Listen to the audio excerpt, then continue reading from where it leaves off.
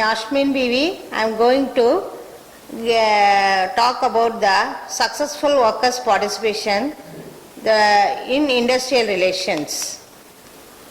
Outcome of this course is summarize the concept and various facets of industrial relations. Estimate, safeguard employees against exploitation, advance social justice, and improve the effectiveness of the labor market. To illustrate the role of trade union in the industrial setup, outline the important causes and impact of industrial disputes. To elaborate industrial dispute settlement procedures. Introduction about successful workers' participation in management. Workers' participation means to the involvement of employees in decision-making process of an organization, especially in matters affecting their work, welfare and productivity. Workers' participation in management is considered an important instrument for promoting industrial democracy, cooperation and productivity. It aims to involve workers in decision-making process and create a sense of belonging and responsibility towards the organization. Despite its potential benefits and various initiatives introduced by governments and organizations, workers' participation has achieved only limited success in practice. For workers' participation to be effective and meaningful, certain conditions, that is, prerequisites, must exist. Prerequisites for successful workers' participation. First one, mutual trust and confidence. There must be a trust between management and workers. Management should believe in workers' ability to contribute positively. Without trust, participation becomes formal and ineffective. Second one, strong and responsible trade unions. Trade unions should be well organized, democratic and representative. Leadership must be mature, educated and constructive, not politically motivated. Fragmented or rival unions weaken participation efforts. Positive attitude of management. Management must be willing to share authority and information. Participation should not be treated as a mere formality. Managers should see participation as a tool for cooperation, not a threat to control. Next one, education and training of workers. Workers must be educated and informed about business operations, financial matters, production process. Training helps workers make rational and practical decisions. Informed participation can lead to emotional or unrealistic demands. Clear objectives and scope. The purpose of participation must be clearly defined. Workers should know what decision they can influence, what areas remain under measurement control. Ambiguity leads to conflict and frustration. Next, effective communication system. Free flow of two-way communication is essential. Management must share relevant information openly. Workers must have channels to express views and suggestions. Poor communication results in misunderstandings and mistrust. 7th point, supportive legal and institutional framework. Government laws and policies should encourage participation. Statutory bodies like workers' committees and joint councils should function properly. Legal backing gives stability and legitimacy to participation schemes.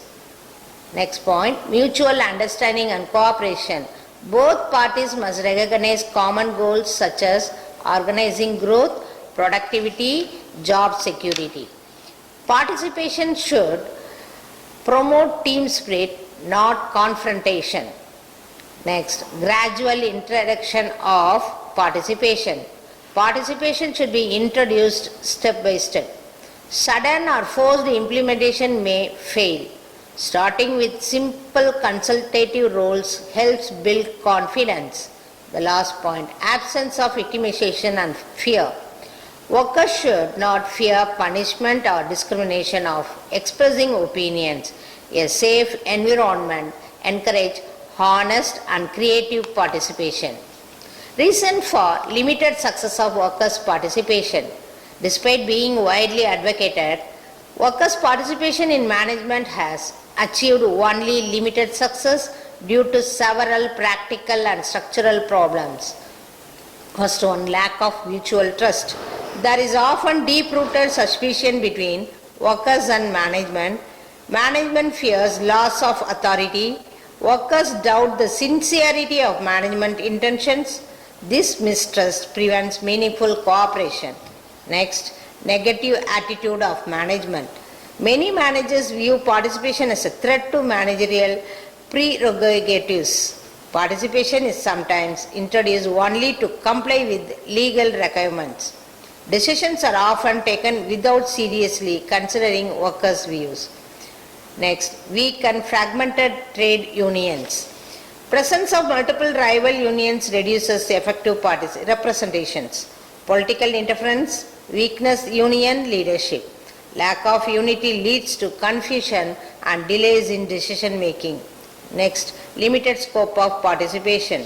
Participation is usually confined to minor issues like welfare or safety.